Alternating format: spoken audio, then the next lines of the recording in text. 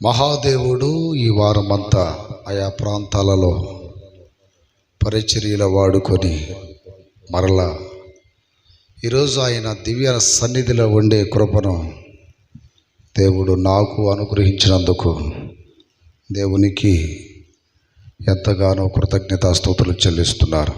హల్లెలూయా. దిన గండమవుతుంది లోకములో, దిన గండం. ఒక్కరోజు దాటడం మానవునికి చాలా కష్టమైపోయింది. ఆ ఒక్క రోజులో ఏ సమస్య వచ్చిద్దా, ఏ కీడు జరిగిద్దా, ఏ ఆపద ఎదుర్కోవాలి, ఏ దుర్వార్త వినాలి, ఏ సమస్యలలో బాధపడాలి అనే ఆ పొజిషన్ బయట పరిస్థితిలో ఉంది. కానీ దేవుని బిడలమైన మనల్ని మనం ఆయన్ని అంతగా ప్రేమించకపోయినా దేవుడు మనల్ని ప్రేమిస్తూ ఉన్నాడు. ఎంతమంది నమ్ముతారు చెప్పండి? హల్లెలూయా. దేవుడు ఎవరినైతే ప్రేమిస్తున్నాడో వారిని కంటికి రెప్పలాగా ఆయన కాపాడుకుంటాడు. ఆమేన్. చేతులు ఎత్తట్లా కొంతమంది. దేవుడు ఎవరినైతే ప్రేమిస్తాడో వారిని ఎట్ట కాపాడుకుంటాడు? కంటికి రెప్పలా కాపాడుకుంటాడు. ఆ గొప్పతనం నీది కాదు, దేవుంది. దేవుని స్తోత్రం. అంత ప్రేమించే దేవుణ్ణి మనము చాలాసార్లు నిర్లక్ష్యం చేస్తాం. చాలాసార్లు మనం ఆయన మాట వినం, అవిధేయులం అవుతాం. చాలాసార్లు ఆయన చెప్పిన త్రోవలో కాకుండా మన త్రోవలో మనం వెళ్ళిపోతూ ఉంటాం. అయినా కృప కలిగిన దేవుడు మనల్ని ప్రేమించి ఆయన ఏం చేస్తాడంటే ప్రక్కనే ఉంటుంటాడు. ఆయన హల్లెలూయా. ప్రక్కనే ఉంటుంటాడు. అది ఆయన గొప్పతనం. అలాంటి గొప్ప దేవుని ఎడల కృతజ్ఞత కలిగిన భక్తులు కొందరు మాత్రమే ఉంటారు. అందరూ కాదు, కొందరు మాత్రమే. ఈరోజు నేను బ్రతికున్నాను అంటే, ఈరోజు నేను ఆరోగ్యంగా ఉన్నానంటే, ఈరోజు అన్నిటిలో విజయం పొందుతున్నాను అంటే, ఈరోజు నా దుఃఖ దినములు సమాప్తమైనవి అంటే, ఈరోజు కాస్త సంతోషంగా ఉన్నానంటే అది దేవుని కృపే కదా అనే ఆలోచన కలిగి దేవునికి వారు కృతజ్ఞతాస్తుతులు చెల్లిస్తూ ఉంటారు. కొంతమంది మనోనేత్రాల సాతాను మూసేసినప్పుడు దేవుడు ఎన్ని కార్యాలు చేయనివ్వండి, అస్సలు కృతజ్ఞతలు చెప్పరు. దేవుడు ఎన్నెన్నో చేస్తూ ఉంటాడు. అసలుకి వారి జీవితంలో అసలు ఏమి చేశాడు అనే ఆలోచన రాదు వాళ్ళకి. పొందటం వరకే తప్ప కృతజ్ఞతలు చెప్పడం తెలియదు. దేవుని దగ్గర మనం చిన్నదైనా పెద్దదైనా ఏ మేలు పొందినా మనం ప్రభువుకి ఏం చెల్లించాలి? కృతజ్ఞతాస్తుతులు చెల్లించాలి. దేవుని స్తోత్రాలు చెప్పండి గట్టిగా. హల్లెలూయా, హల్లెలూయా. దేవుని యొక్క వాక్యములో నా ప్రియమైన బిడ్డలారా, తెస్సలోనికైలకు రాసినటువంటి పత్రిక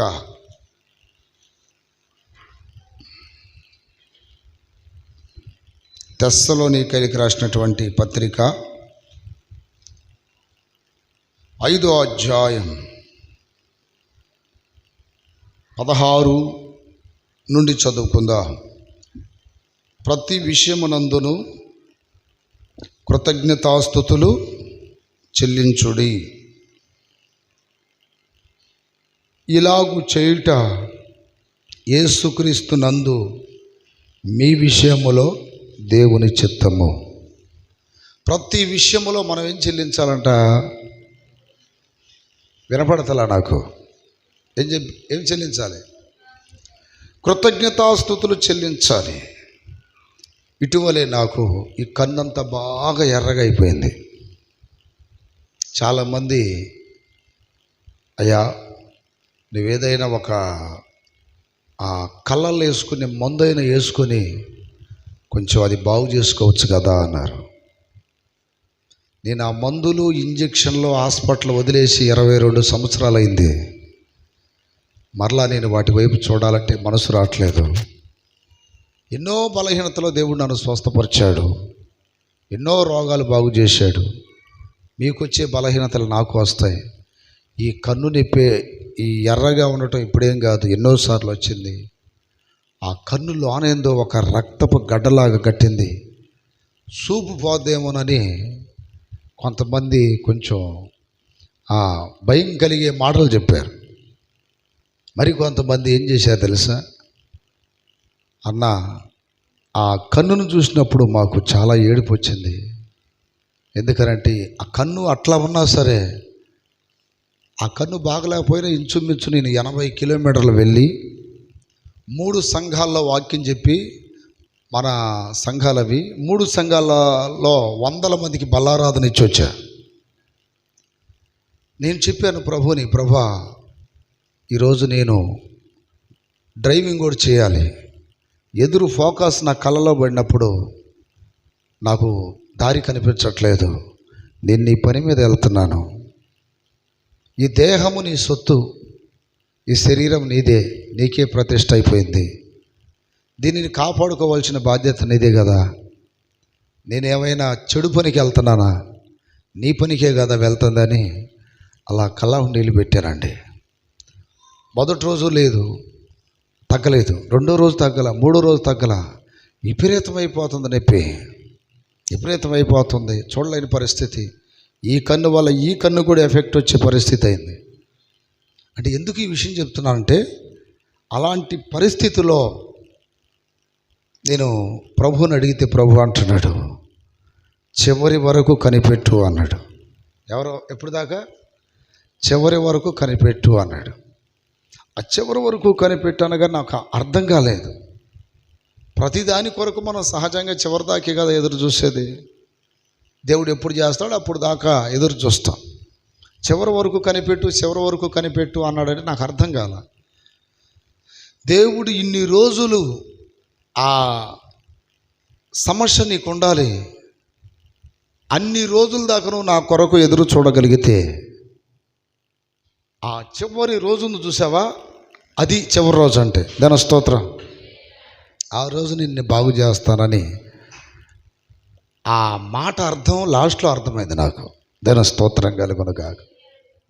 దేవుని కార్యాలు కొన్నిసార్లు వెంటనే జరిగిపోతాయి, కొన్నిసార్లు కాస్త లేట్ అవుతాయి, కొన్నిసార్లు ఇంకా లేట్ అవుతూ ఉంటాయి.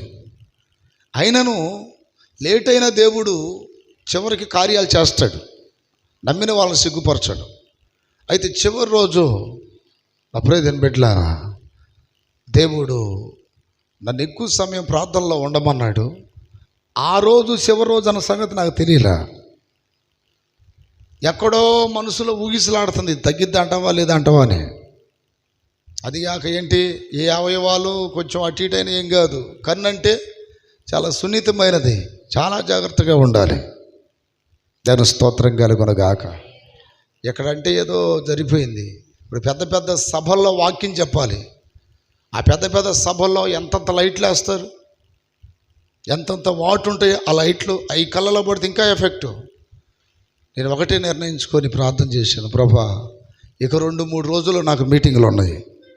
ఆ మీటింగులో నేను వాక్యం చెప్పాలంటే ఇది పరిస్థితి అని దేవుని దగ్గర అడిగి ఇంకొక మాట అన్నా, కన్ను ఏమైపోయినా పర్లేదు కానీ నొప్పి లేకుండా చేయి ప్రభా అని ప్రార్థన చేశా.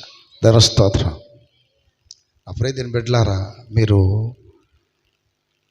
ఎలా అయినా అనుకోండి, అది ఒక మొండి భక్తి అనుకుంటారో మూర్ఖమైన భక్తి అనుకుంటారో, కానీ కరెక్ట్గా ఇంకా 2 రోజులు మీటింగ్ ఉందన్నప్పుడు దేవుడు రాత్రి వేళలో నన్ను బాగు చేశాడు. చప్పట్లు కొట్టి గట్టిగా చెప్పండి.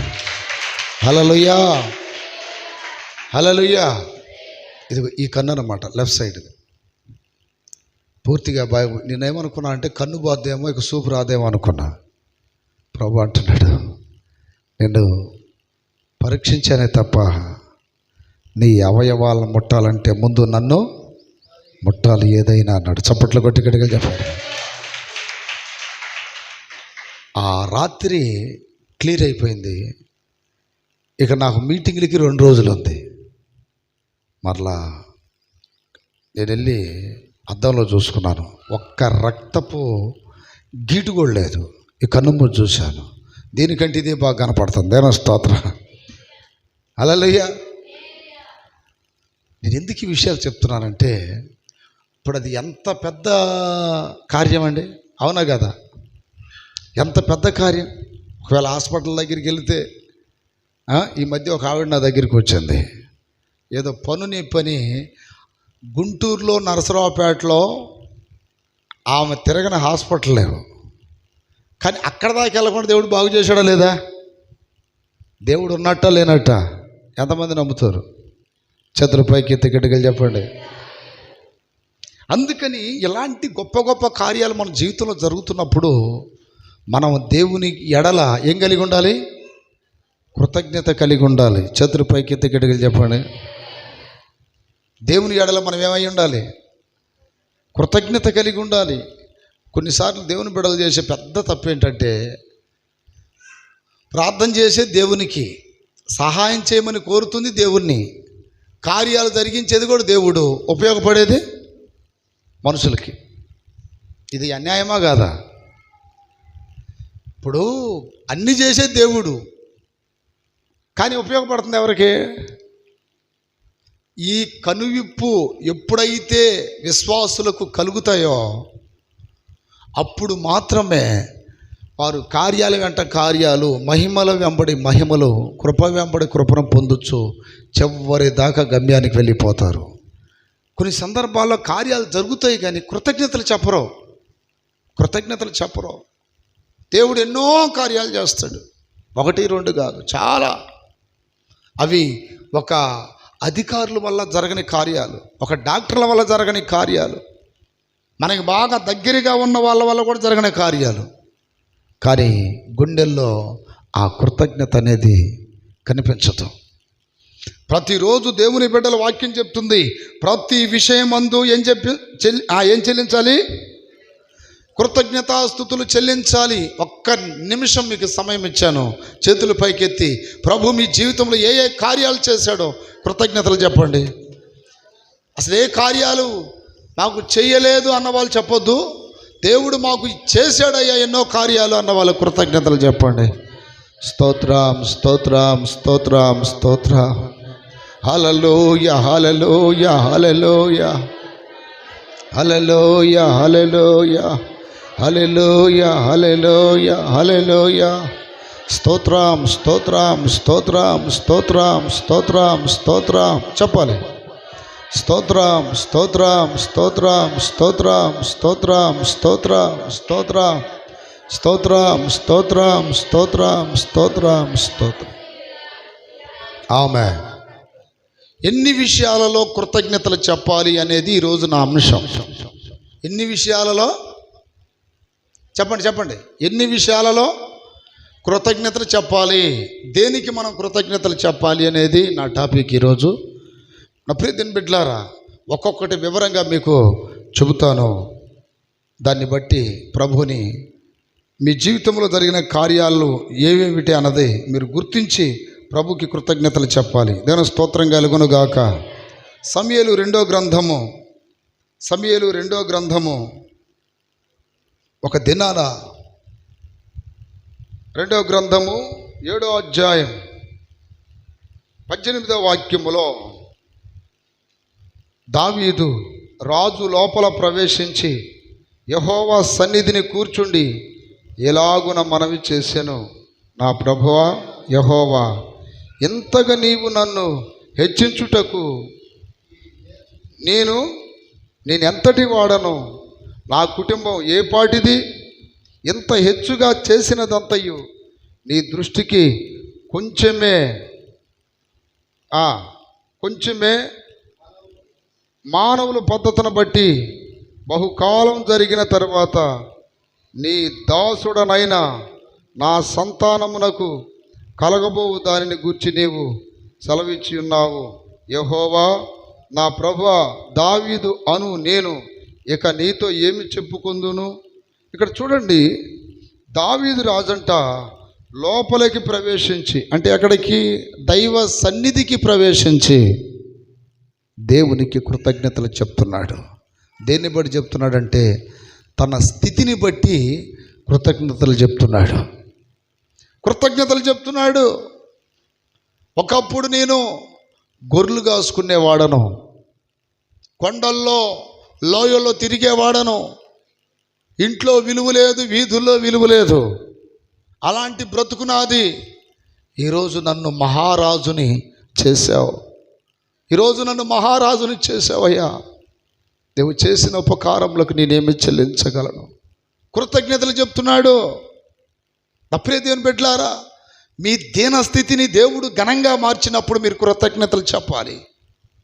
దేవునికి ఇంకా దగ్గర అవుతూ ఉండాలి. దేవుడు మిమ్మల్ని ఏ స్థాయికి తీసుకెళ్తున్నా మీరు ఎదిగే కొలది ఇంకా దేవునికి దగ్గర అవ్వాలి తప్ప దూరం అవ్వకూడదు. దావీదు అంటున్నాడు, ఎంతటి వాడను నేను, ఎంతటి వాడను నేను, నా కుటుంబం ఏ పాటిదయ్యా, ఏ పాటి వాడనయ్యా, ఎన్నిక లేని వాడనయ్యా, విలువ లేని వాడనయ్యా, అలాంటి వాడను. ఈ రోజున దేశము ఇంత ఘనంగా పొగిడేటట్టు నన్ను చేశావు అని దేవుని కృతజ్ఞతలు చెప్తున్నాడు. నా ప్రియమైన బిడ్డలారా, గొర్రెలు కాసుకునేవాడు సైన్యాలని రాజుల్ని భయపెట్టగలిగినటువంటి గొలియాతులను చంపడం అనేది సాధ్యమా? సింహాలను చంపడం సాధ్యమా? ఎలుగుబంటులను చంపడం సాధ్యమా? ఒక మహా ఉన్నతమైన కోటలో నివసించడం సాధ్యమా? గొర్రెలు కాసుకునేవాళ్ళు ఏమైనా IAS IPS చదివాడా? లేకపోతే MCOM BCOMలు చదివాడా? MTech BTechలు చదివాడా? గొర్రెలు కాసుకోవడం తప్ప ఏం తెలీదు. అలాంటి వాడిని తీసుకొచ్చి దేవుడు ఉన్నత స్థానంలో పెట్టాడంట. తన స్థానాన్ని బట్టి, దేవుడిచ్చిన స్థితిని బట్టి దేవునికి ఏం చెల్లిస్తున్నాడు? కృతజ్ఞతాస్తుతులు చెల్లిస్తున్నాడు. ఒకప్పుడు నీ పరిస్థితి ఎలా ఉంది? ఒకప్పుడు చీకటి కదా, ఈరోజు వెలుగైంది. కృతజ్ఞతలు చెప్తున్నావా? ఒకప్పుడు దరిద్రం కదా, ఈరోజు దేవుడు సమృద్ధినిచ్చాడు. కృతజ్ఞతలు చెప్తున్నావా?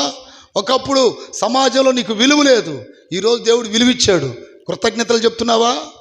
ఒకప్పుడు నా అనేవాడు ఒక్కడి దగ్గరికి రాలా, ఈరోజు చేమలు ఈగలు ముసిరినట్టు నీ చుట్టూ ముసురుతున్నారు. ఇది దేవుడిచ్చిన కృప కాదా? దీనికి కృతజ్ఞతలు చెప్తున్నావా? దేవుని కార్యాలను మర్చిపోకూడదు. బైబిల్లో ఒక రాజు ఉన్నాడు. దేవుడు అతన్ని బాగా హెచ్చించిన తర్వాత అతడు గర్వించి చెడిపోయాడని వాక్యం సెలవిస్తుంది. పేరేం పేరండి? ఉజ్జియా రాజు. దేవుని స్తోత్రం కలుగునుగాక, స్తోత్రం కలుగునుగాక. హల్లెలూయా. 2వ దినవృత్తాంతముల గ్రంథం 26వ అధ్యాయం 16వ వాక్యం చెప్తున్న మాట ఏంటంటే, దేవుడు అతన్ని ప్రేమించి, అప్రియదేని బిడ్డలారా, గొప్ప సైన్యం ఇచ్చాడు, ఆస్తిపాస్తులు ఇచ్చాడు, పేరు ఘనతలు ఇచ్చాడు, ఎన్నో ఇచ్చాడు. ఇచ్చిన తర్వాత 16వ వాక్యంలో రాయబడింది, అతడు స్థిరపడిన తర్వాత మనస్సును గర్వించి చెడిపోయాడంట. స్థిరపడిన తర్వాత, అన్నీ ఇచ్చిన తర్వాత చెడిపోయాడంట. ఈరోజు అన్నీ పొందిన తర్వాత చెడిపోతున్నావా? అన్నీ ఇచ్చిన తర్వాత చెడిపోతే మరలా మొత్తం తీసేస్తాడు. ఎన్ని ఇచ్చాడో అన్నీ తీసేస్తాడు దేవుడు. దేవుడు మనకి ఎన్ని ఇచ్చినా ఆ స్థితిని బట్టి దేవునికి మనం కృతజ్ఞతాస్తుతులు చెల్లించాలి. అతనికి ఏమేమి ఇచ్చాడంటే, ఆ 26వ అధ్యాయం, నా ప్రియదిన బిడ్డలారా, చాలా విషయాలు రాయబడ్డాయండి. మీరు 3 నుండి చదవగలిగితే, దేవుడు అతన్ని వర్ధిల్లింప చేసెను. 15వ వాక్యంలో రాయబడింది, అతడు స్థిరపడు వరకు అతనికి ఆశ్చర్యకరమైన సహాయము కలిగెను గనుక అతని కీర్తి దూరముగా వ్యాపించాను. అతని కీర్తి దూరముగా వ్యాపించాను. చేతుల పైకెత్తి గట్టిగా చెప్పండి. ఈరోజు ఈ మధ్య నాకు ఫోన్ వచ్చింది. ఫోన్ వచ్చినప్పుడు, అయ్యా జెర్మియా గారేనా అన్నాడు. మీరెవరు బ్రదర్ అన్న? నేను ఛత్తీస్గఢ్ నక్సల్స్ మీద మేము ఫైట్ చేస్తాం. మేము ఒక సిఆర్పి అంటే మిలిటరీ వాళ్ళకి సంబంధించిన వాళ్ళం. అంటే నా పేరు నీకు ఎలా తెలుసు అన్న? మీ పేరు తెలిసేంటి సార్, మీ పేరు కాదు, అసలు మీ గురించి చాలా విషయాలు మాకు తెలుసు. మీ పాటలు వింటుంటాం, మీ వాక్యం వింటుంటాం. ఇక్కడ ఈ సిఆర్పిలో ఉన్న బృందం మొత్తానికి రోజు నీ వాక్యం పెట్టి వినిపిస్తుంటాను అన్నాడు. ఆ మాట అన్నప్పుడు నాకు కళ్ళ నీళ్ళు గారినాయండి. ఎక్కడ పేరు ఇచ్చారులో ఉన్నవాడి దేవుడు చూడండి ఎంత దూరం తీసుకెళ్ళాడు. దాని స్తోత్రం కలుగునుగాక. మండాలి నా గుండె అనే పాట విన్నాను నేను. ఇక మీ పాటలు ఎన్ని ఉన్నాయో అన్ని డౌన్లోడ్ చేసుకున్నాను. అయ్యగారు మీరు ఎట్లానే వాక్యం చెప్తూ ఉండాలండి, అసలు పవర్ ఏం తగ్గకూడదు మీకు. ఇంకెట్లానే చాలా వింటున్నాను యూట్యూబ్లో, నాకేమీ మనసుకు తగలవు. మీరు చెప్పే వాక్యం మాత్రం సూటిగా తగిలిద్ది. ఈ మాటలు నేను వినటమే కాకుండా అనేక మందికి ఇక్కడ ఈ సిఆర్పి పోలీసులకు వినిపిస్తుంటాను. ఆయన ఎవరో తెలుసా? AK-47 గన్ ఉంటుంది ఆ బ్రదర్ దగ్గర. దాని స్తోత్రం కలుగునుగాక. నేను ఆంధ్రా వాడినేనండి, కానీ నేను ఇక్కడికి జాబుకి వచ్చి ఇక్కడే స్థిరపడిపోయాను. సెంట్రల్ గవర్నమెంట్ మాది ఇదని చెప్పాడు. వాక్యం చెప్తుంది. ఉజ్జియాని కూడా దేవుడు ఏం చేశాడంట? అతని కీర్తి దూరముగా వ్యాపించేటట్టు చేశాడు. దూరముగా వ్యాపించేటట్టు. ఈ మధ్య ఇంకొక అతను నాకు ఢిల్లీ నుండి ఫోన్ చేశాడు. ఆ పాస్టర్ గారి పేరు ఏదో ఉందండి. ఆయన కూడా అసలు డైరెక్ట్ పేరు పెట్టి అన్న జర్మీ అన్న బాగున్నారా అంటున్నాడు. ఏమయ్యా మీరు ఢిల్లీలో ఉంటారు, నా పేరు ఏంటది మీకు తెలుసు అంటే, ఎందుకు తెలియదన్నా, మీ పేరు ఇప్పుడు కాదు 5-6 సంవత్సరాల కిందట తెలుసు అంటున్నాడు. దేవుని స్తోత్రం కలుగునుగాక. నిన్న బెంగళూరు నుండి ఒక అతను ఫోన్ చేశాడు, అరవడు, ఒక తమ్ముడు. ఇదేనంటే అతను కూడా సేమ్ ఇదే. దేవుడు ఒక వ్యక్తిని హెచ్చిస్తున్నప్పుడు అతని కీర్తిని దేవుడు ఏం చేస్తాడు? దూరముగా వ్యాపించినట్లు చేస్తున్నాడు. దేవుని స్తోత్రం కలుగునుగాక. ప్రభు చిత్తం అయితే రేపు ఇదే రోజున, హల్లెలూయా, ఇదే రోజున నేను థాయిలాండ్లో వాక్యం చెప్తుంటా. చప్పట్లు కొట్టి గడిగలు చెప్పండి. హల్లెలూయా. ఇదే రోజున అట్టని ఎవరు రాకుండా ఉండేరు. దేవుని స్తోత్రం. అప్పుడే దీని బిడ్డలారా సేవకులు ఉంటారు. మీరు నా కోసం ఎప్పుడు రాకూడదు ఇక్కడికి. ఎవరి కోసం రావాలి చెప్పండి? ప్రభు కొరకు మాత్రమే మీరు రావాలి. దేవుని స్తోత్రం కలుగునుగాక.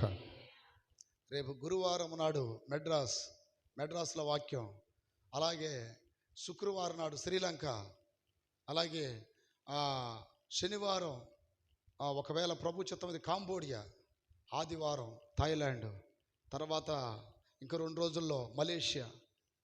ఎక్కడ వాడిని ఎక్కడ తీసుకెళ్తున్నాడు చూడండి దేవుడు. చప్పట్లు కొట్టి గడిగలు చెప్పాలి.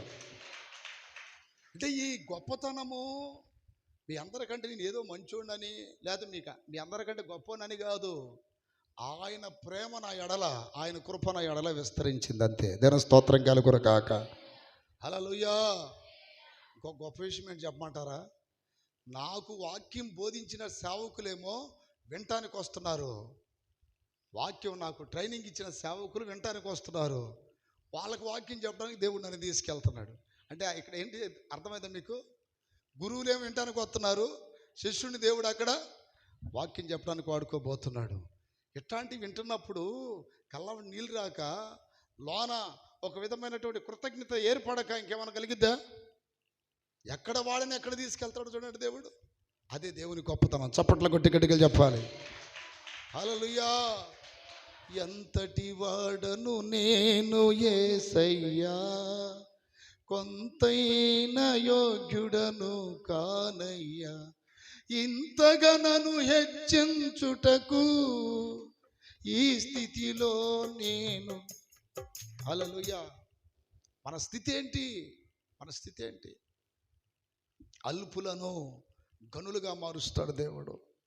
లోకములో దావీదు అంటున్నాడు, లోకములో గనులైన వారికి ఉండే పేరు నీకు పెడతాను. గనులైన వారికి ఉండే పేరు పెడతాను. ఇక్కడ ఉజ్జియా కీర్తిని దేవుడు దూరముగా వ్యాపించినట్లు దేవుడు చేశాడంట. దేవుని స్తోత్రం కలుగునుగాక. నువ్వు ఎంత తగ్గించుకుంటే అంతగా దేవుడు హెచ్చిస్తాడు. ఎప్పుడు నీ బలాన్ని బట్టి, జ్ఞానాన్ని బట్టి, ఎప్పుడు నీ స్థితిని బట్టి ఇది నా వలనే జరిగింది, నేను కష్టపడితే వచ్చింది, నేను చదువుకుంటే వచ్చింది ఉద్యోగం, నేను ప్రయాసపడితే ఇది ఈ వ్యాపారం డెవలప్ అయిందని ఇలాంటి మనస్సు మాటలు నీ నోటికి ఎప్పుడూ రాకూడదు. ఇది దేవుడిచ్చాడు, నాకు అర్హత లేదు, నాకు అర్హత లేదు. ఇంకో పాస్టర్ గారు ఇటు ఇంజనీంపాడు నుండి ఫోన్ చేశాడు నాకు, అన్న మెడ్రాస్ దాకైనా మేము రావచ్చా అది ఇది అన్నాడు. అన్న వేరే వాళ్ళు మళ్ళీ పిలుస్తున్నారు, మనం వెళ్తున్నాం, రావాలంటే రండి, ఇది పరిస్థితి అని అంటే ఆయన అన్నాడు, దేవుని కృప మాకంటే చిన్నోడి, మా తర్వాత వచ్చావు నువ్వు సేవకి, దేవుడు నేను ఇప్పుడు ఎన్ని ప్రాంతాల్లో దేవుడు వాడుకుంటున్నాడు. నాకు రోజు ఒక విషయం గుర్తొస్తుందండి, దాని స్తోత్రం కలుగును గాక. నేను కూడా ఒక్కోసారి ఎవరు లేకపోతే ఊడుస్తూ ఉంటా, ఎవరు లేకపోతే గోళ్ళ తుడుస్తూ ఉంటా, ఎవరు లేకపోతే బాత్రూంలో కడుగుతుంటా, ఎవరు లేకపోతే చెత్త బకెట్లు బయట వేస్తూ ఉంటా. ఇవన్నీ నాకు ఈ అనుభవాలు నన్ను ఏం చేస్తున్నాయంటే నన్ను ఇంకా పైకి తీసుకెళ్ళిపోతున్నాయి. గర్వం అనేది రాకుండా చూడని రోజు దేవుడి దగ్గర ప్రార్థన చేస్తా. దేవ స్తోత్రం కలుగును గాక. నేనేంటి నాదేంటి అనే తలంపు రాకుండా చూడు ప్రభా, అది రాకూడదు. అది వచ్చిన రోజున మన జీవితం ఏమైపోద్ది అంతే. సౌలుతో సమూయేలు ఒక హెచ్చరిక చేశాడు చూడండి, నీ దృష్టికి నీవు అలుపునిగా ఎంచుకున్నప్పుడు నువ్వు గనుడవైతివి. 15వ అధ్యాయం 17వ వాక్యం. అందుకు సమూయేలు నీ దృష్టికి నీవు, మొదటి సమూయేలు గ్రంథం 15వ అధ్యాయం 17వ వాక్యం. అందుకు సమూయేలు నీ దృష్టికి నీవు అల్పుడుగా ఉన్నప్పుడు ఇశ్రాయేలీల గోత్రములకు శిరస్సు వైతివి, యెహోవా నిన్ను ఇశ్రాయేలు మీద రాజుగా అభిషేకించాను. దాని స్తోత్రాలు చెప్పండి గట్టిగా, చెప్పండి గట్టిగా, చెప్పండి గట్టిగా. నీ దృష్టికి నీవు అల్పుడుగా ఉన్నప్పుడు నీవేమయ్యావు? గనుడవైతివి. హెచ్చించబడటానికి పెద్ద సీక్రెట్లు ఏం లేవు, తగ్గించుకోండి. నాలో ఏం లేదనుకోండి.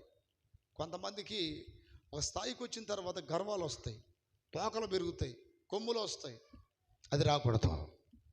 నువ్వు ఏ స్థాయికి వెళ్ళినా సరే నేనెంత, నాలో ఏముంది అని ఇట్లా తగ్గించుకోవాలి మనం. అలా తగ్గించుకున్నప్పుడు మాత్రమే మన జీవితంలో ఘనమైన కార్యాలు దేవుడు చేస్తాడు. చేతుల పైకి దిగడుగలు చెప్పండి.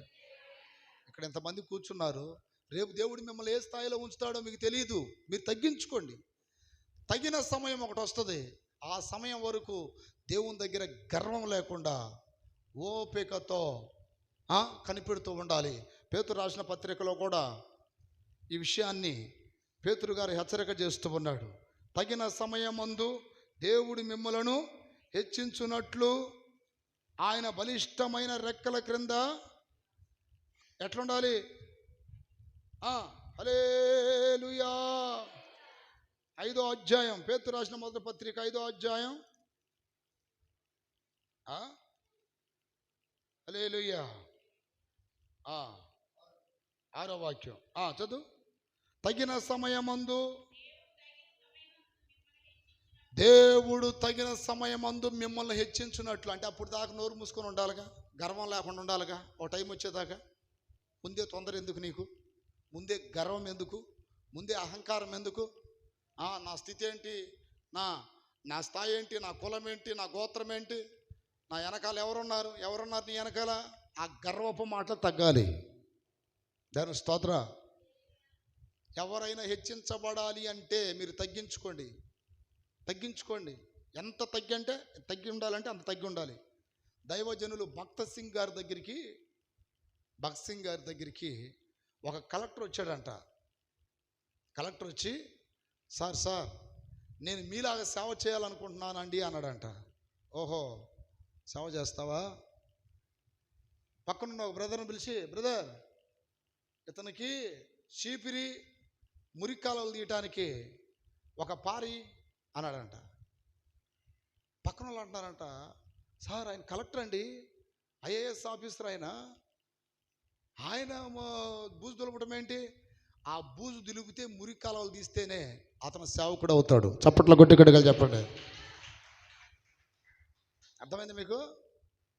అప్పుడు ఆ కలెక్టర్ గారు తగ్గించుకొని వెంటనే షర్టు తీసేసి ఏదో ఒక షార్ట్ ఒకటి వేసుకొని, అయ్యగారు ఖచ్చితంగా నేను చేస్తాను. ఆ పక్కన ఉన్నటువంటి గన్మెన్లతో చెప్పాడంట, మీరందరూ కారు దగ్గర ఉండండి, మీరందరూ వెళ్ళిపోండి.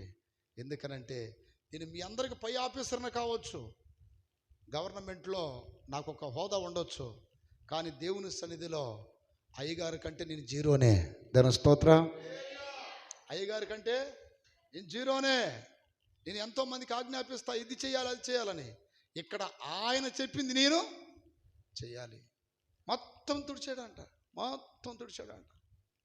తగ్గింపు అంటే అది. అర్థమైందా? చాలామందికి గర్వము, అహంకారం. నేను ఎందుకు చేయాలి, ఎందుకు చేయాలి, అది రాకూడదండి. దాని స్తోత్రం కలుగును గాక. ఏముంది నీలో? చచ్చిపోయి బొందలో కలిసావు, 4 రోజులకు మురిగిపోతావు. అదే నీ శరీరం. అందం శాశ్వతమా? ధనం శాశ్వతమా? పేరు ఘనతలు శాశ్వతమా? ఏది శాశ్వతం కాదు. తగ్గించుకో, తగ్గించుకో. ఎంత తగ్గించుకోవాలంటే అదిగో దావీదు దేవుని దగ్గర అంటున్నాడు, ఎంతటి వాడ నేనయ్యా, ఈ స్థాయి ఇచ్చావు ప్రభా. హల్లెలూయా చెప్పాలి గట్టిగా. హల్లెలూయా, హల్లెలూయా. కొన్ని సందర్భాల్లో దేవుడిచ్చే కృపను బట్టి గర్విస్తూ ఉంటారు, నా వల్లే నేనే అని. వద్దొద్దు, అది రాకూడదు. కొన్నిసార్లు దేవుడు అప్పగించినది చేస్తూ ఉండగా పరీక్షిస్తుంటాడు. పరీక్షలో నువ్వు సనకూడదు, కొనకూడదు. సనిగి కొనిగారా దేవుడు ఒప్పుకోడు. ఇప్పుడు ఎగ్జాంపుల్ మోషే ఉన్నాడు. మోషేకి ఒక గొప్ప నాయకుని బిరుదిచ్చాడు. మోషే అడుగడుగున దేవుని మీద సనుగుతున్నాడంట. వీళ్ళందరూ నేను కన్నానా, ఇన్ని లక్షల మంది నేను ఎలా నడిపించాలి, నా వల్ల ఏమైద్ది, నా మీద ఎందుకు ఇంత భారం పెట్టావు అని. అంటే దేవుడు హెచ్చించేంత వరకు అతడు ఓపికతో ఎదురు చూడలేకపోయాడు. ప్రభు అన్నాడు, అవసరం ఉన్నంతసేపు ఆడుకున్నాడు అతన్ని. అవసరం తీరిపోయింది. ఒక మొనగాడు వచ్చాడు, యెహోషువ ఎప్పుడైతే వచ్చాడో మోషేతో అంటున్నాడు, మోషే ఇంకెళ్ళిరా అన్నాడు. అయ్యా, పాలు తేనెలు ప్రవహించే దేశాన్ని నన్ను తీసుకెళ్ళవా? తీసుకెళ్ళను. ఏమన్నా నా మాటకి మొదటి నుండి విధేయతగా లోబడి చేసావా?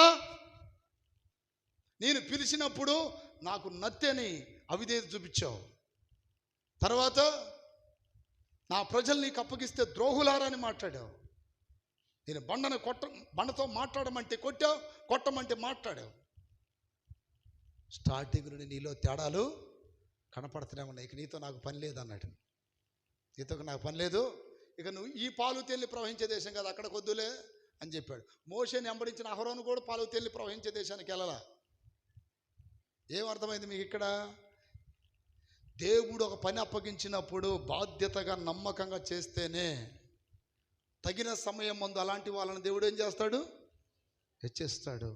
ఇసుకుకొని సనిగి గొనిగి నా వల్ల నేను ఎందుకు చేయాలి, నాకేం కర్మ అనకూడదు. దాని స్తోత్రం. సమూయేలు కూడా అంట పరిచర్య చేసి చేసి చేసి చేసి చేసి ఒక టైం వచ్చినప్పుడు ప్రవక్తగా స్థిరపడ్డాడంట. అంటే ముందు సమూయేలు చేసింది ఏంటి? పరిచర్య. ఊడ్చాడు, బట్టలు ఉతికాడు, చెప్పులు తుడిచాడు, మందిరంలో అయ్యగారు ఏం చెప్తే చేశాడు. ఒక టైం వచ్చినప్పుడు దేవుడు అతన్ని ప్రవక్తగా, ఎలాంటి ప్రవక్తగా తెలుసా? సమూయేలు గ్రంథం దేని ఎలాంటి ప్రవక్తగా స్థిరపరిచాడో తెలుసా? దేవుని స్తోత్రం కలుగును గాక. 3వ అధ్యాయము 19వ వాక్యం. సమూయేలు పెద్దవాడు కాగా యెహోవా అతనికి తోడై ఉన్నందున అతని మాటలలో ఏది తప్పిపోలేదు. కాబట్టి సమూయేలు యెహోవాకు ప్రవక్తగా స్థిరపడెనని దాను మొదలుకొని బెయేర్షెబా వరకు ఇశ్రాయేలందరూ తెలుసుకొనిరి. మరియు షిలోహులో యెహోవా మరలా దర్శనమిచ్చుచుండెను. షిలోహులో యెహోవాకు తన వాక్కు చేత సమూయేలు నాకు ప్రత్యక్ష మగుసు వచ్చెను. సమూయేలు మాట ఇశ్రాయేలులో వెల్లడాయెను. అంటే ఒక ఘనమైన ప్రవక్తగా సమూయేలుని దేవుడు స్థిరపరిచాడు. దానికి ముందు సమూయేలు ఏం చేశాడు? సమూయేలు 2:11 రాయబడింది. తర్వాత ఎల్కానా రామాలోని తన ఇంటికి వెళ్ళి పోయాను. అతడు బాలుడు. అయితే అతడు బాలుడు యాజకుడైన ఏలి ఎదుట యెహోవాకు పరిచర్య చేయుచుండెను. 26వ వాక్యం, పాలుడగు సమూయేలు ఇంకను ఎదుగుచు యెహోవా దయయందును మనుషుల దయయందును వర్ధిల్లుచుండెను. చూడండి, ఈ 2 వాక్యాల్లో 11లో 26లో పరిచర్య చేసి ఉండెను, పరిచర్య చేస్తున్నాడు అని రాయబడిందా? తగిన సమయం వచ్చింది, గొప్ప ప్రవక్తగా దేవుడు అతన్ని స్థిరపరిచేశాడు. ఎక్కడ? 3:19లో. తగ్గింపు కావాలి. దాని స్తోత్రం కలుగును గాక, స్తోత్రం కలుగును గాక. అయితే దావీదు స్థితిని బట్టి ప్రతిరోజు దేవుని ఏం చేశాడంటే గణపరిచినట్టు దేవుని యొక్క వాక్యంలో రాయబడింది. ఈరోజు నా దేవుడు ఏది ఇచ్చాడా దాన్ని బట్టి స్తుతించు. చిన్న ఇల్లు ఇచ్చాడా, అది డేరా కావచ్చు, లేదా పూరిపాకు కావచ్చు, రేకులు కావచ్చు, స్తుతించు. అయ్యా పాక ఇచ్చినందుకు స్తోత్రం, రేకులు ఇచ్చినందుకు స్తోత్రం, బిల్డింగ్ ఇచ్చినందుకు స్తోత్రం, ఇదిగో కట్టుకోవడానికి 2 జతల బట్టలు ఇచ్చాడు స్తోత్రం, తినడానికి ఇదిగో 4 మెతుకులు ఇచ్చావు స్తోత్రం. ఏ స్థితిలో దేవుడు నిన్ను నిలబెడితే ఆ స్థితిలో తృప్తి కలిగి ప్రభుని ఏం చేయాలి? దేవుని గణపరచాలి. దేవుని స్తోత్రం కలుగును గాక, స్తోత్రం కలుగును గాక. నీకు కనీసం కట్టుకోవడానికి బట్టలన్నీ ఉన్నాయి. లేని వాళ్ళు ఎంతమంది? లేని వాళ్ళు ఎంతమంది? కనీసం నీకు ఉండటానికి చిన్న రేకుల షెడ్ అన్న ఉంది. అసలు స్థలమే లేని వాళ్ళ సంగతి ఏం చెప్తావు? హల్లెలూయా. చాలామంది మాకు అది లేదు ఇది లేదని గతిని గురించి నిందిస్తారంట. దేని గురించి? గతిని గురించి. నాకు అది లేదు ఇది లేదు ఇది లేదు ఇది లేదు. వాళ్ళని వీళ్ళని చూసుకోవద్దు. నీకంటే పై స్థాయిలో ఉన్న వాళ్ళని చూసుకుంటే అలా లేకపోతేనే అని కృంగిపోతావు. నీకంటే తక్కువ స్థాయిలో వాళ్ళని చూసావా, వాళ్ళకంటే నేను బెటర్ అని చెడిపోతావు. నీకంటే తక్కువ స్థాయిలో చూడొద్దు, నీకంటే ఎక్కువ స్థాయిలో చూడొద్దు. ఎక్కువ స్థాయిలో చూస్తే బాధపడతావు, తక్కువ స్థాయిలో చూస్తే చెడిపోతావు. అందుకని ఎవరిని చూడొద్దు. దేవుడు నిన్ను ఏ స్థితిలో ఉంచితే ఆ స్థితిలో దేవుని స్తుతించండి, తృప్తిగా ఉండండి, హ్యాపీగా ఉండండి. ఒక టైం వస్తుంది, అప్పటికి దేవుడు అన్నీ ఇస్తాడు. భార్యలారా, అక్కయ్యలారా, మీరు కూడా మీ భర్తలను వరకు గుణగమాకండి, సనగమాకండి. సనిగితే దేవుడికి నచ్చదు. సనిగారా ఎంత కోపడతాడంటే తీయండి వాక్యం. కొరింథీయులకు రాసిన పత్రికలో రాయబడింది. సనిగితే దేవునికి చాలా కోపం, అసలు సనగకూడదు. దేవుడి స్థితి ఇచ్చాడు, దాన్ని బట్టి స్తోత్రం. దేవుడి ఆరోగ్యం ఇచ్చాడు చాలు, నేను ఇంకేదో పెద్దది కోరుకోవట్లేదు, ఈ ఆరోగ్యం ఇచ్చాడు చాలు, దేవుని స్తోత్రం కలుగును గాక. దేవుడు నాకు ఈ పొజిషన్ ఇచ్చాడు చాలు. అట్లా తృప్తిపడి ప్రభువుని మహింపరచాలి. కానీ అల్లదుగో ఆ స్థాయి వచ్చినప్పుడు దేవుని స్తుతిస్తాలే, అప్పుడు చెప్తాలే కృతజ్ఞతలు. అంటే ఈ స్థాయి కూడా పోద్ది నీకు. ఆ స్థాయి కాదు, ముందు ఈ స్థాయి పోద్ది. దేవుడు ఏ స్థితిలో ఉంచితే ఆ స్థితిలో ప్రభువుని మయంపరచాలి. కొరింథీయులకు రాసిన మొదటి పత్రిక 10వ అధ్యాయము. హల్లెలూయా, హల్లెలూయా. వారు సనిగి, 10వ వాక్యం చదవండి. మీరు సనగకుడి, వారిలో కొందరు సనిగి సంహారకుని చేత నశించిరి. ఇశ్రాయేలీలంట దేవుడు 10 అద్భుతాలు చేసి ఐగుప్తు బానిసత్వం నుండి బయటికి తీసుకొచ్చి ఎర్ర సముద్రాన్ని పాయలు చేసి మారాన్ని మధురముగా చేసి మన్నాహారాన్ని కురిపించి మాంసం అడిగితే పూరేడి పిట్టలను కురిపించి వారు చెప్పులు అరగకుండా వస్త్రాలు చినగకుండా పగల మేఘస్తంభమై రాత్రి అగ్నిస్తంభమై దేవుడు వారిని నడిపిస్తూ ఉంటే అడుగడుగున దేవుని ఎడల దేవుడు నడిపిస్తున్న మోషే నాయకుడి మీద వాళ్ళు ఏం చేశారు? సనిగారు. దేవుడు కోపం వచ్చేసింది. కొన్ని సందర్భాల్లో తెగులుతో చంపేశాడు, కొన్నిసార్లు పాములు పంపించి చంపేశాడు. దేవుడు కోపం వచ్చేస్తుంది. ఇన్ని చేశానే, ఒక్కసారైనా నేను చేసిన కార్యాలు గుర్తు రావట్లేదా మీకు? బుద్ధి లేని వారులారా, ఎన్ని చేశాను? 10 అద్భుతాలు చేయటువంటి మాటల. ఎర్ర సముద్రం 200 అడుగుల లోతు ఆరిన నేలగా మార్చటం అంటే సాధ్యమా? ఆశ్చర్య కార్యాలు ఇన్ని చేస్తున్నా దేవుని కార్యాలను మర్చిపోయారంట. వాళ్ళు కృతజ్ఞతలు చెప్పలేదంటండి. నువ్వు అసలు కృతజ్ఞతలు చెప్పుకున్నా మాటకు సరుగుతూ ఉన్నారంట. అంటే ఏంటి? దేవుడు ఇచ్చిన దానికంటే ఇంకేదో కోరుకుంటున్నారు వాళ్ళు. ఇచ్చిన స్థాయి కంటే ఇంకేదో కావాలి. ఇంకోటి ఏంది? అది నీ ఇష్టమా? ఎవరిని ఏ స్థితిలో ఉంచాలో అంతే. ఇప్పుడు నేనున్నాను, ఏదో దేవుడు నాకు చిన్న పరిచర్య ఇచ్చాడు, చేసుకుంటున్నాను. నేను అల్లదుగో ఆ పాస్టర్ గారి లాగా వాళ్ళ చర్చి లాగా ఉండాలి నేను ఎప్పుడు అనుకోను. నాకు దేవుడు ఇచ్చాడు, ఇది దేవుని స్తోత్రాలు చెప్పండి గట్టిగా. దేవుడు మాకు ఇచ్చిన దాంట్లో మేము దేవుని స్తుతిస్తున్నాం. కాదు కాదు అల్లదిగా బెన్నిహీన్ గారి లాగా ఉండాలి, దినకరణం గారి లాగా ఉండాలి, వాళ్ళలాగా ఉండాలి ఎప్పుడు అనుకోను నేను. ఈ స్థితిలో ఉంచావు చాలు. దేవుడు ఎవరిని ఏ స్థితిలో ఉంచాలి? ఇప్పుడు ఎగ్జాంపుల్ కన్ను ఉందండి, కన్ను కాలులాగా మారాలంటే కుదిరిద్దా? కన్ను కాలులాగా మారిద్దా? చెవు నాలకలాగా మారాలంటే కుదిరిద్దా? వ్రేళ్ళు చెయ్యిలాగా మారాలంటే కుదిరిద్దా? దేవుడు మానవ నిర్మాణము ఎలా కలుగు చేశాడో మనుషుల యొక్క స్థితిగతులు కూడా దేవుడు ఆయన సెలెక్ట్ చేసి ఎవరికి ఏది ఇయ్యాలో అది ఇస్తాడు. చేతులు పైకి గడ్డగలు చెప్పండి. ఇక చిన్న ఎగ్జాంపుల్ చెప్పమంటారా? నన్ను ఈ విదేశాల ప్రయాణాల్లో ఒకరోజు ప్రసంగం నాకు ఏకూజామును ఇచ్చారు 5:30 ఎన్ని గంటలు? నేను వెంటనే ఫోన్ చేసి అడుగుదాం అనుకున్నా. దేవుడు మాట్లాడుతున్నాడు, దాన్ని బట్టి నన్ను మహింపరచరా అన్నాడు. అలా చెప్పండి. అది కావాలి ఇది కావాలని కోరుకోవద్దు. 5:30 లేవటం అంటే ఏంటి చెప్పండి? ఆ సమయంలో ఎంతమంది వస్తారు, ఎంతమంది రారు? మనసులో అనిపించింది, బ్రదర్ నా మీద దయించి కొంచెం సమయం మారుస్తావా? 9-10 గంటలకైతే పర్వాలేదు, ఆ టైం మారుస్తావా అన్నాం అనుకున్నా. దేవుడు అంటున్నాడు, నేను ఏ స్థితిలో నిన్ను నిలబెడితే ఆ స్థితిలో నువ్వు నన్ను ఏం చేయాలి? మహిమపరచాలి, నా పని చేయాలి. దేవుని స్తోత్రాలు చెప్పండి గట్టిగా. కరోనా గుర్తు చేశాడు నాకు. కరోనా సమయంలో ఎప్పుడు జరిగినాయి ఆరాధనలో? ఎప్పుడు జరిగినాయి కరోనా సమయంలో? దొంగల్లాగా సేకట్లో పెట్టుకున్నాం ఆరాధనలు, గుర్తుందా మీకు? పైన కింద తలుపులన్నీ వేసేసి పైన టాప్ మీద తన స్తోత్రం కలుగునుగాక అవన్నీ గుర్తు చేశాడు. ఏయ్ అది కావాలి ఇది కావాలని కోరుకున్నావు, ఉన్నది కూడా తీసి పడేస్తా, జాగ్రత్త బిడ్డ అంటాడా లేదా? దేవుడు ఏది ఇస్తే ఆ స్థితిలో దేవుని మహింపరచాలి. దాని స్తోత్రం కలుగుని చెప్పండి. హల్లెలూయా హల్లెలూయా. స్థితిగతులను బట్టి మనము దేవుని దగ్గర సనకూడదంట. అట్టని దేవుణ్ణి కూడా నిందించకూడదు. యాకోబు పత్రిక తీయండి. చాలాసార్లు దేవుడు మాకేం చేశాడు, దేవుడు మాకేమి ఇచ్చాడు, దేవుని ఓరక నిందిస్తూ ఉంటారంట. యాకోబు పత్రికలో రాయబడింది చూడండి. దేవుని స్తోత్రం కలుగును గాక.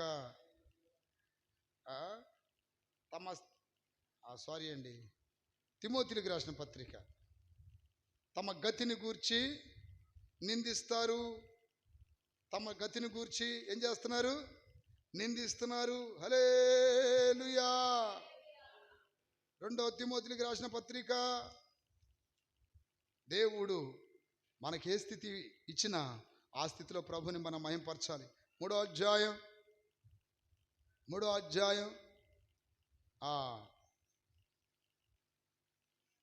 హల్లెలూయా 3వ వాక్యం అండి. అనురాగరహితులు, అతిద్వేషులు, అపవాదకులు, అజితేంద్రియులు, క్రూరులు, సజ్జన ద్వేషులు,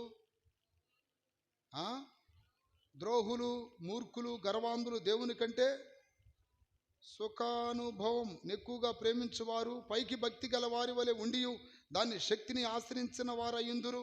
ఇట్టి వారికి గతిని గూర్చి నిందించువారు అనే మాట ఉంటుందండి అక్కడ. దేవుని స్తోత్రం కలుగును గాక. హల్లెలూయా. ఉంటుంది అక్కడ ఆ లైన్లలో ఉంటుంది, చూసుకోండి. గతిని గూర్చి ఏం చేయకూడదంట? నిందించకూడదంట. గతిని గూర్చి దేవుడే స్థితి ఇస్తే ఆ స్థితిలో దేవుని మహింపరచాలి. చేతుల పైకెత్తి గడిగలు చెప్పండి. ఒకటి స్థితిని బట్టి మనం దేవుణ్ణి స్తుతించాలి, కృతజ్ఞతలు చెప్పాలి. అంతేగాని ఏమిచ్చాడు అనకూడదు. దాని స్తోత్రం కలుగును గాక. కొన్నిసార్లు రోగాలు వస్తాయి, మా రోగాల జీవితం ఏంది అనుకోకూడదు. ఆ రోగాల్లో కూడా దేవుడు ఏదో చేస్తాడు, ఏదో మేలు చేస్తాడు. అసలు ఆ రోగం అనుకుంటున్నావు, అసలు ప్రాణమే పోయిన వాళ్ళు ఉన్నారు కొంతమంది. కాస్త నువ్వన్నా నడుస్తున్నావు, కొంతమంది మంచంలో పడి మూలుగుతున్నారు. వాళ్ళ సంగతి ఏంటి చెప్పటైతే? మంచాలలో పడి మూలుగుతున్నారు కదా, వాళ్ళకంటే నువ్వు బెటరా గట్టయితే ఎందుకు గతిని కూర్చుని నిందిస్తావు? దాని స్తోత్రం. చిన్న చిన్న రోగాలు వచ్చిన దేవుడు నాకేం చేశాడు, ఏం చేస్తున్నాడు ప్రశ్నించడానికి హక్కు లేదు. కుమ్మరవాడు కొండను తయారు చేశాడు. ఎందుకు నన్ను ఇలా చేసావని కొండ అడగొచ్చా? తల్లిదండ్రులు బిడ్డను కంటారు, నానా నాకు మా అమ్మ పోలిక ఎందుకు రాలేదు, నీ పోలిక ఎందుకు వచ్చింది? లేకపోతే అమ్మా నాకు మా నాన్న పోలిక ఎందుకు రాలేదు, నేను నల్లగా పుట్టానేది ఎర్రగా పుడితే అంత బాగుండని అడగొచ్చా? అడగకూడదు. దేవుడు ఏ స్థితిలో ఉంచితే ఆ స్థితిలో దేవుని మనం ఏం చేయాలి? మయంపరచాలి. గట్టిగా చెప్పండి. ఒకటి స్థితిని బట్టి దేవునికి కృతజ్ఞతలు చెప్పాలి. రెండోది బ్రతుకుని బట్టి దేవునికి కృతజ్ఞతాస్తుతులు చెల్లించాలి. 116వ కీర్తన 12వ వాక్యంలో రాయబడింది, నీవు చేసిన ఉపకారములకు నేనేమి చెల్లింతునో, నీవు చేసిన నేనేమి చెల్లింతునో, ఏడాది కోడెలనా వేలాది కోటెలనా వేడాది చప్పట్లు వేలాది కోటెలనా నీవు చేసిన నేనేమి చెల్లింతునో, నీవు చేసిన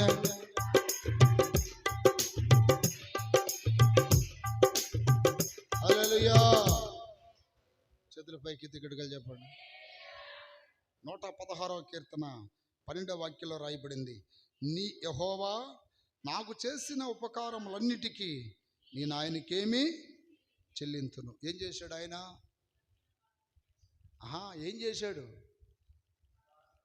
ఉపకారం చేశాడు, దానికి నేనేమి చెల్లించగలను అంటున్నాడు కదా భక్తుడు. ఏం చేశాడు? ఆ పై వాక్యం చదివితే మీకు అర్థమైద్దండి. 3వ వాక్యం, మరణ బంధములు నన్ను చుట్టుకొని ఉండెను, పాతాళపు వేదనలు నన్ను పట్టుకొని ఉండెను, శ్రమయు దుఃఖము నాకు కలిగాను. అంటే మరణ బంధాల్లో నుండి దేవుడు ఏం చేశాడు? విడిపించాడు. పాతాళ వేదనలో నుండి దేవుడు విడిపించాడు. శ్రమయు దుఃఖము కలిగినప్పుడు దేవుడు తోడయ్యుండి వాటన్నిటిలో జయమిచ్చాడు. మరణ బంధకములు కొన్నిసార్లు నేను చుట్టుకుంటాయి. అంటే ఇక ఏ దారి కనబడదో. కొంతమంది ఊరేసుకొని చచ్చిపోతారు, మందు పోసుకొని చచ్చిపోతారు, పెద్ద పెద్ద బిల్డింగ్ల మీద దూకి చచ్చిపోతారు. పాపం ఎందుకు చచ్చిపోతున్నారు చెప్పండి? అసలు చచ్చిపోవాలనే తలంపు వాళ్ళకి ఎందుకు వచ్చింది? ప్రాణం ఇసుకెక్కి. ఇక ఏ దారి కనపడదు వాళ్ళకి? కనపడేది ఒకే దారి, ఏంటి? మరణమే శరణం. అట్లాంటి పరిస్థితి లేకుండా దేవుడు నిన్ను కాపాడుతున్నా లేదా? ఎంతమంది? అట్లాంటి పరిస్థితి రాకుండా నిన్ను కాపాడుతున్నా లేదా? కొన్నిసార్లు నువ్వు అలాంటి విసుగుదలతో ఉన్నప్పుడు ప్రభు నీ పక్కకు వచ్చి, బిడా విన్నానులే, ధైర్యంగా ఉండు, నిన్ను ఎందుకు విడిచిపెడతా? నీకు ఎవరైనా కీడు చేసినా, నీకు అన్యాయం చేసినా, ఎవరైనా నిన్ను ఏడిపిస్తున్నా, ఎవరైనా బాధ పెట్టినా, ఎవరు లేరని ఎందుకు అనుకుంటున్నావు? నేనున్నానుగా నీకు. చెప్పలేదా? దేవుడు చెప్పలేదా మీతో? ఆ మాటలని గుర్తు రావట్లేదా మీకు? ఆ ఆదరణ మాటలు కూడా లేని వ్యక్తులు ఏం చేస్తారంటే ఇక మరణాన్ని వెతుక్కుంటారు. ఇక జీవితం సాలిద్దాం, ముగించుకుందాం, ఇక పనికిరాదు ఈ జీవితం అనుకుంటారండి. ఈ భక్తునికి మరణ బంధకములు చుట్టుకున్నాయంట. అంటే ఇక మరణంలోని దాటే పరిస్థితి లేదు. ఒక ప్రహరీలాగా, ఒక బంధకాల్లాగా చుట్టుకున్నాయి. వేరే దారి కనిపించడం లేదు. 2, పాతాళ వేదనలు నన్ను పట్టుకొని ఉన్నాయి. ఎంత వేదన, అడుగడుగు వేదన, నిమిషం వేదన, గంటకు వేదన, దినం వేదనే. ఉదయం లేస్తే ఇక ఏడుపే ప్రారంభం అవుతుంది, నాకు వేదనే ప్రారంభం అవుతుంది. దీనిలోని బయటపడేది ఎప్పుడు?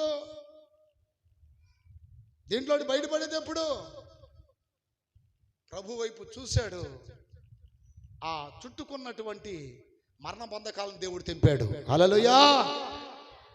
ప్రభు వైపు చూశాడు.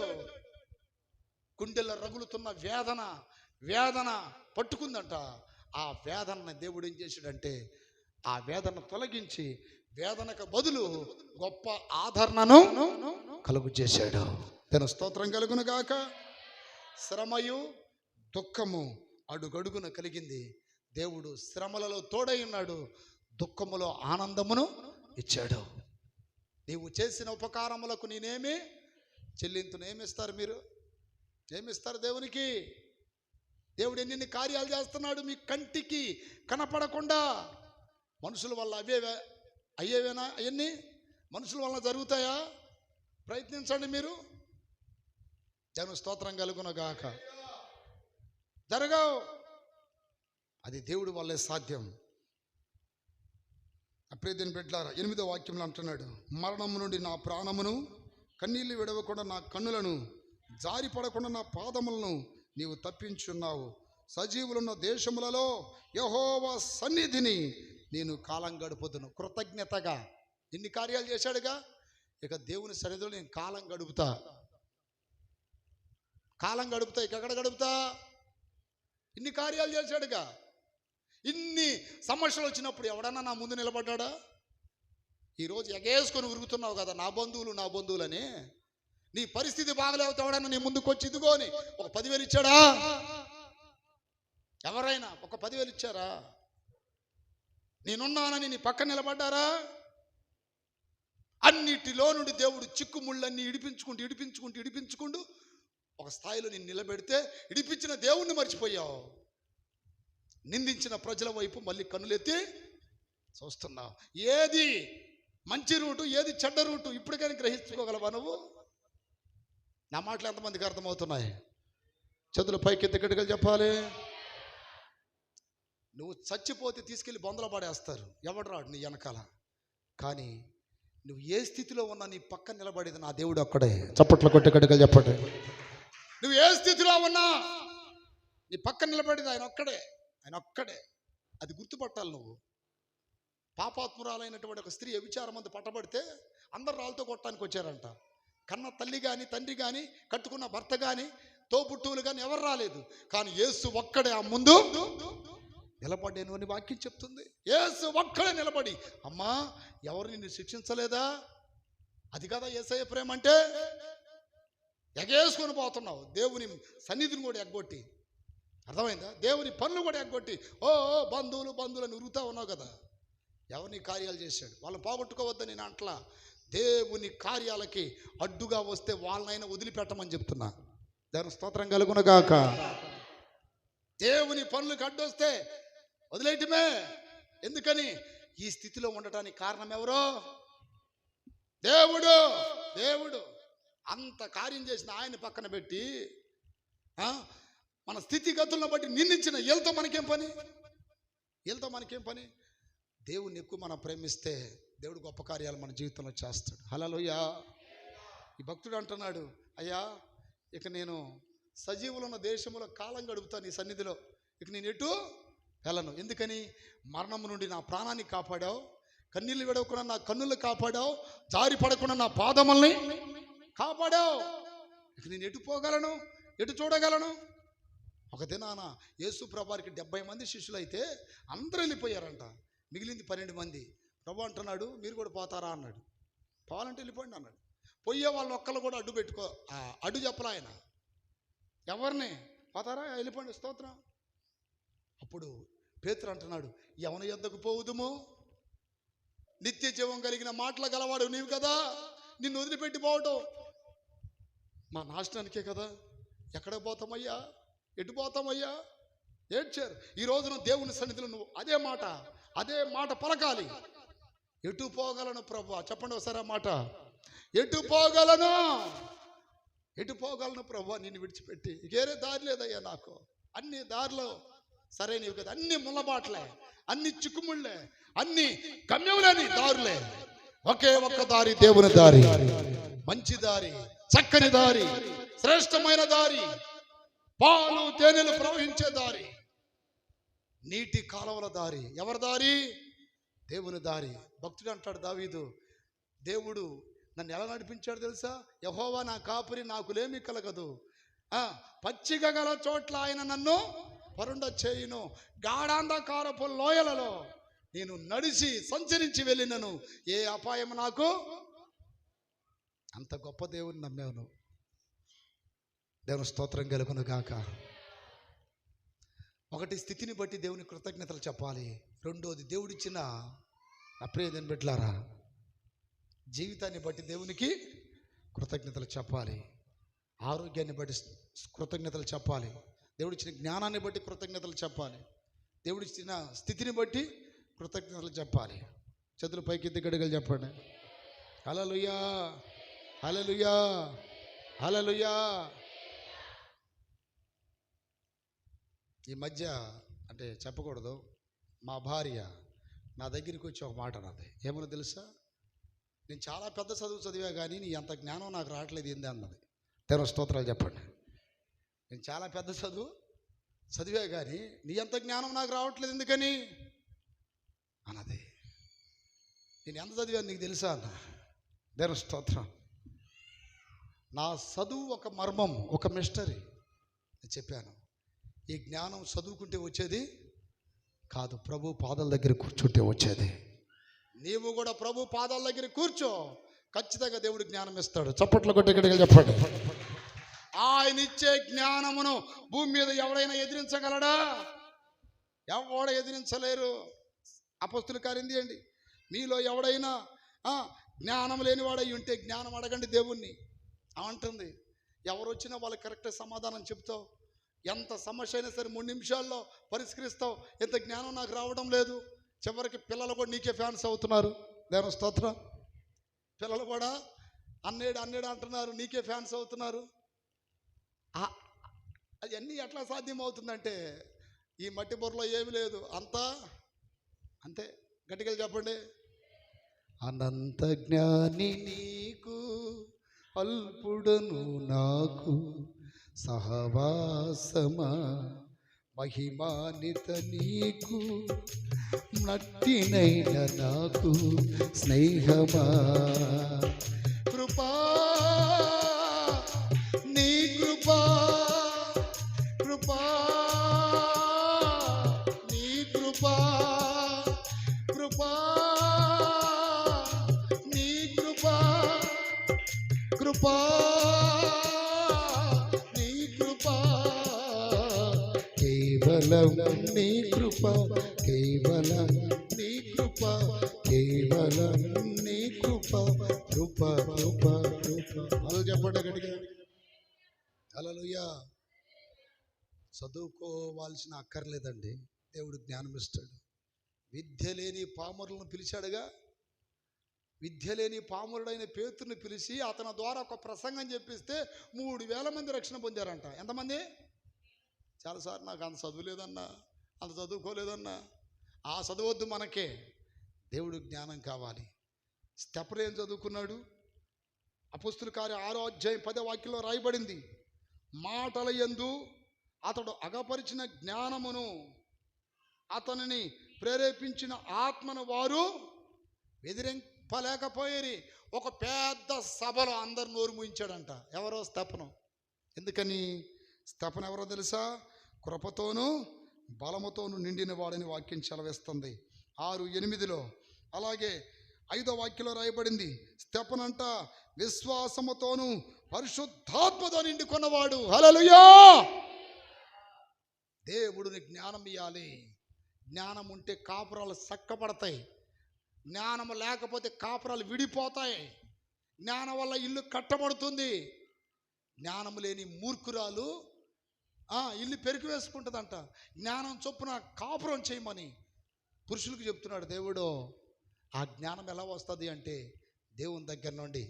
ఇదిగో ఇక్కడ స్టెఫెను అగపరిచిన జ్ఞానాన్ని వాళ్ళు అగపరిచిన జ్ఞానం ఒక సభ ఎదురు చెప్పలేకపోయిందంట. అంటే సభలో ఉన్న ఎంతమంది ఉన్నారు అంతమంది కూడా అతడు వేసిన ప్రశ్నలకి, అతడు చెప్పే బోధకి ఎవరో కూడా ప్రశ్నించలేని స్థితిలో అందరు అయోమయంలో ఉన్నారంట. కారణం ఏంటి?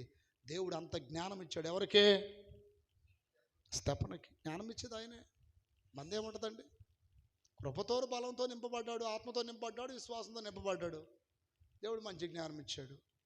అందుకనే యాకోబు పత్రిక 1వ అధ్యాయంలో ఏమని రాయబడిందంటే, మీలో ఎంతమంది జ్ఞానం కావాలి చేతులు ఎత్తండి. అయ్యా మాకు కొంచెం బుర్ర తక్కువ అయ్యా అన్న వాళ్ళు చేతులు ఎత్తండి. మాకు బుర్ర తక్కువ అన్న వాళ్ళు చేతులు ఎత్తండి. పేతురు రాసిన 2వ పత్రిక పేతురు కాదండి, యాకోబు పత్రిక. యాకోబు పత్రిక 1వ అధ్యాయం 6వ వాక్యం. అయితే అతడు అదేనా 5:1-5 మీలో ఎవరికైనాను, ఇప్పుడు చేతులు ఎత్తారు కదా, మీరు అందరూ గుర్తుపెట్టుకోండి. మీలో ఎవరికైనాను జ్ఞానం కొదువుగా ఉన్న ఎడల అతడు దేవుణ్ణి అడగవలెను. అన్నయ్య మా అమ్మాయి బాగా చదవాలని ప్రార్థన చేయండి అన్నయ్య, ఈ మట్టి బురదానికి ఎంత చదివినా చదువు రావట్లేదు అన్నయ్య. ఎవరిని అడగాలి జ్ఞానం?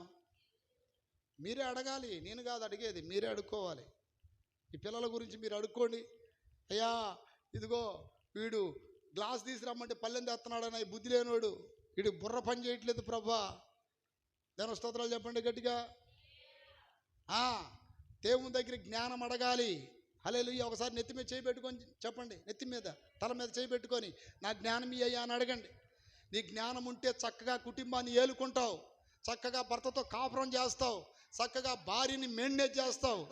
ఆ జ్ఞానం లేదనుకో రోజు దబిడిదిబిడే ఇంట్లో, రోజు గొడవలో అల్లర్లో, అమ్మగారు తూర్పు అంటదు నువ్వు పడమరు అంటావు, ఎవరికి మనశ్శాంతి ఉండదు. ఒకసారి చెప్పండి, ప్రభా నాకు జ్ఞానం ఇయ్యా అని అడగండి, నా జ్ఞానం ఇయ్యా అని అడగండి.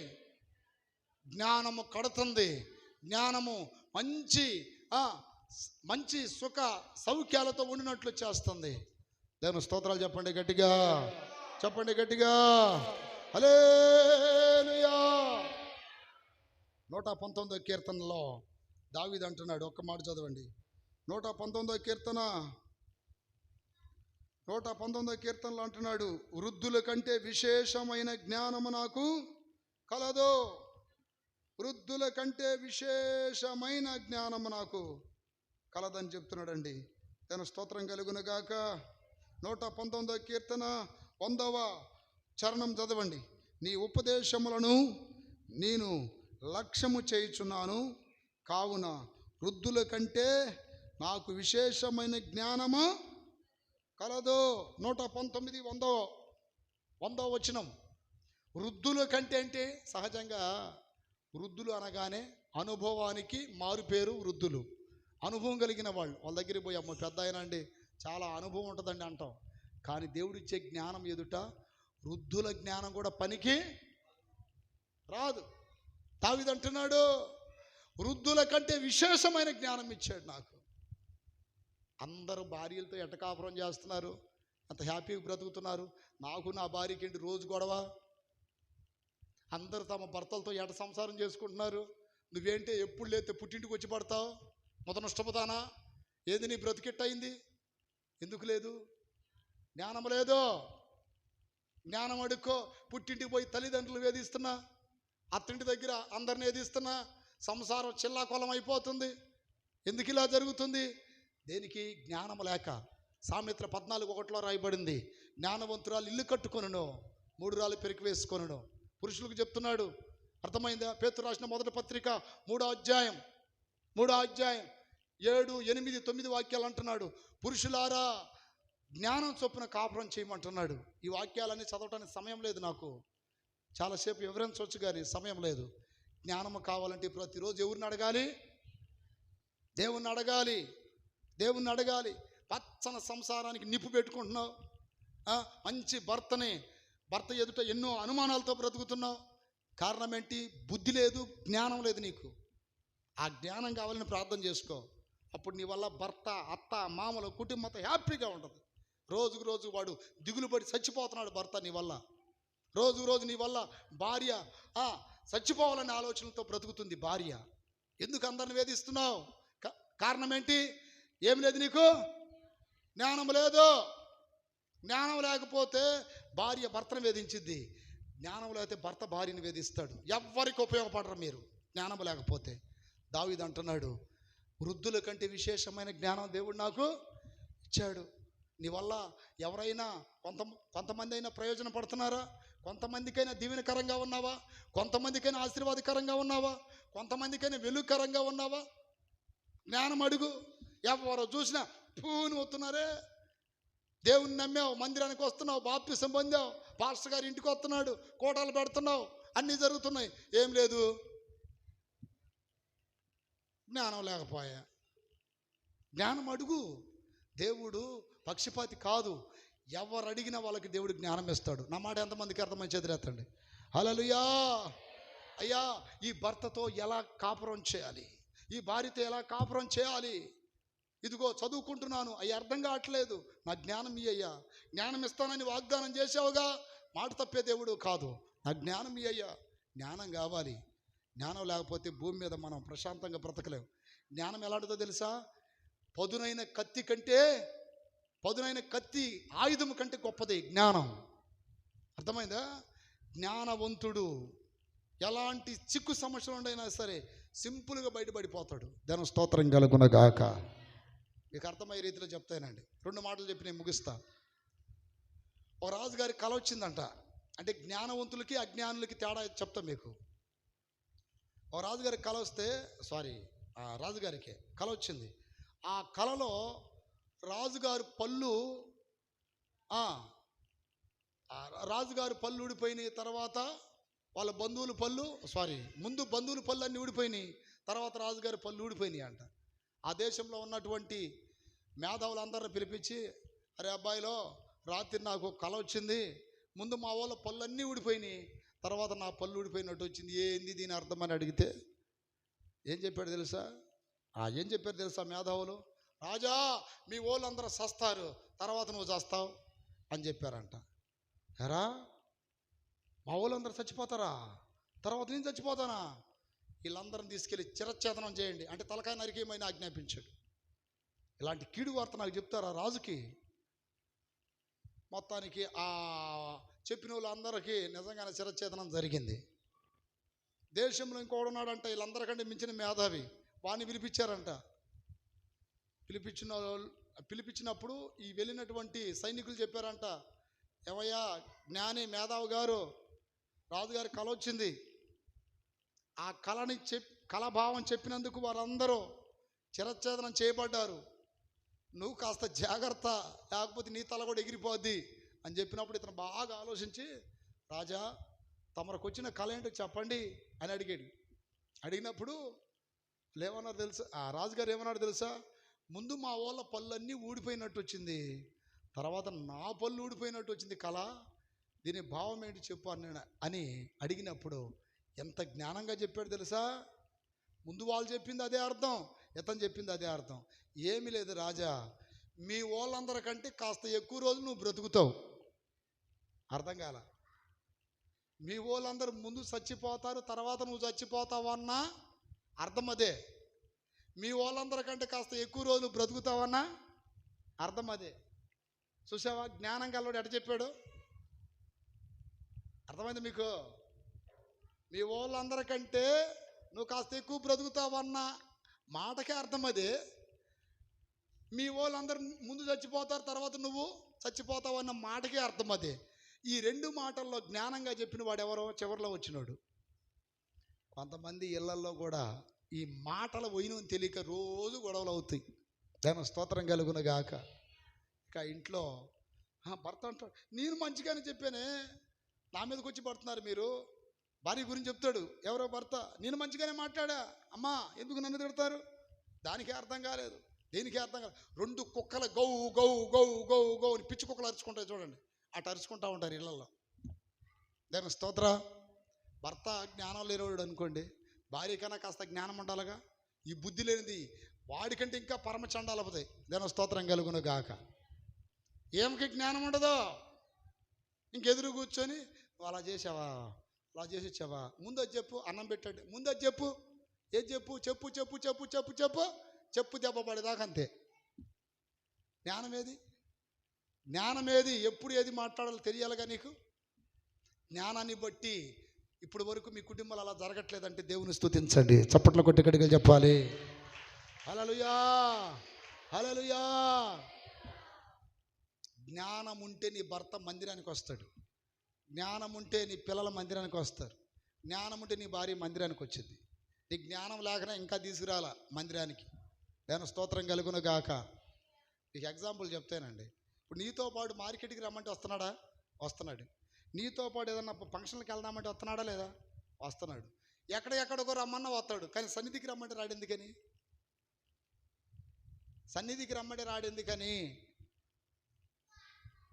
అదే మర్మం. అంటే నువ్వు అంత ఇంట్రెస్ట్గా అంత బాధ్యత తీసుకోవట్లా. దాని స్తోత్రం కలుగునగాక. నడిపించాలి.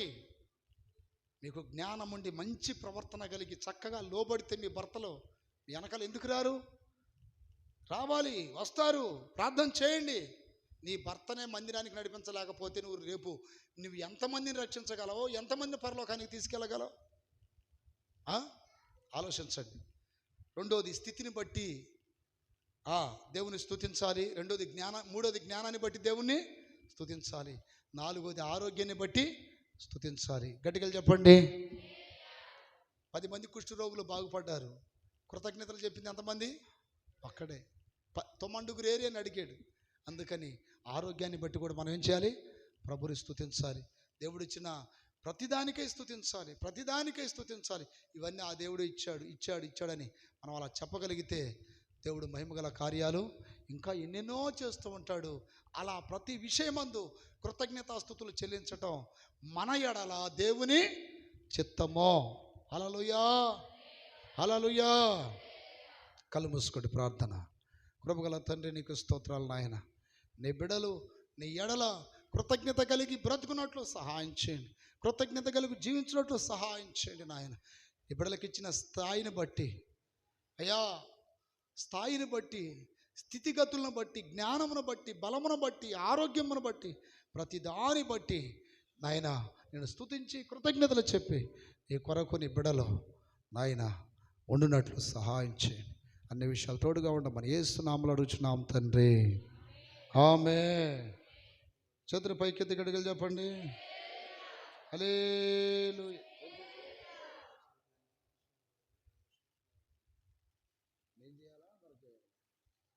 చేతుల పైకెత్తి గట్టిగా చెప్పండి. గట్టిగా హల్లెలూయా.